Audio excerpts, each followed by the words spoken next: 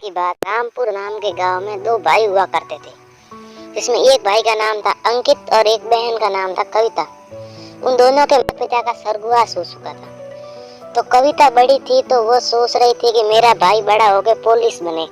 तो पुलिस बनने के लिए वो घर का सारा काम वो कविता करके उस घर का सारा सहारा कविता ही थी। तो वो कुछ नौकरी करने घर का गुजारा चलाया करती थी और अंकित के पढ़ाई में भी थोड़े बहुत पैसे दे दिया करती थी, जिससे कि मेरा भाई बड़ा होकर पुलिस बने। तो एक बार की बात है, अंकित कहता है कि बहन मैं तेरी शादी करा देता हूँ और बाद में मैं थोड़ी बहुत मेहनत करूँगा और मैं अपने आप मेरी नौकरी लग जाएगी। तो उसकी बहन कविता कहती है कि अरे नहीं भाई, तू कुछ भी कर, मैं तेरी नौकरी लगवा के ही अब शादी करूँगी, इसकी तू टेंशन मत ले। तो अंकित लग जाता है अपने काम में और मेहनत करने के बाद कुछ दिनों के बाद वो घर आता है और कहता है अरे दीदी मेरी तो नौकरी लग गई और चलो अब मैं आपके लिए एक अच्छा सा लड़का ढूंढ के आपकी शादी करा देता हूँ।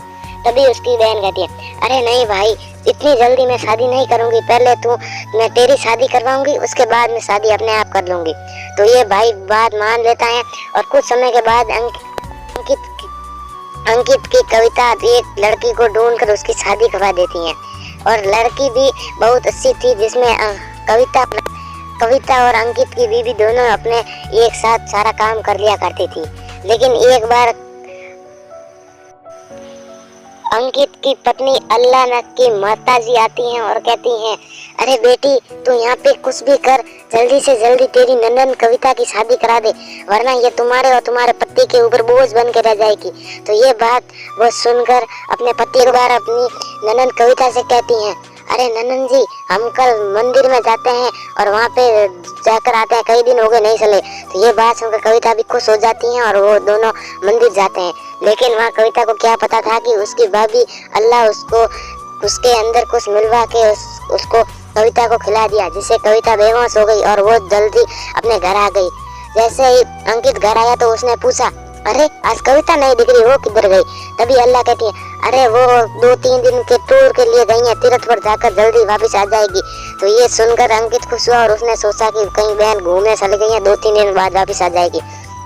लेकिन काफी दिन बीतने के बाद भी वो वापस नहीं आई, तो वो इधर उधर ढूंढने लगा। तभी वो मंदिर के अंदर गया और कहा कि भगवान जी से प्रे करूंगा और ये बहन वापस आ जाएगी। वो भगवान जी के मंदिर के आगे गया तो उसने देखा कि उसकी बहन तो वहाँ पे रो रही है मंदिर के आगे और इधर उधर घूम के पुजारियों के साथ खाना बनवा रही है। तो वो उसने पूछा कि क्या हुआ, तो एक पुजारी ने सारी बात बता दी। तो ये सुनकर बहुत गुस्सा हुआ अंकित और वो उसने कहा कि बहन तू घर चल, मैं तभी अभी तेरी भाभी को बताता हूँ।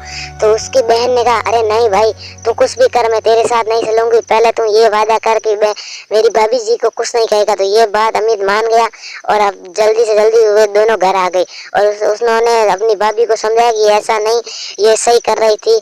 उसके बाद वे दोनों मिलकर कविता की अच्छे लड़के से शादी करा देते हैं।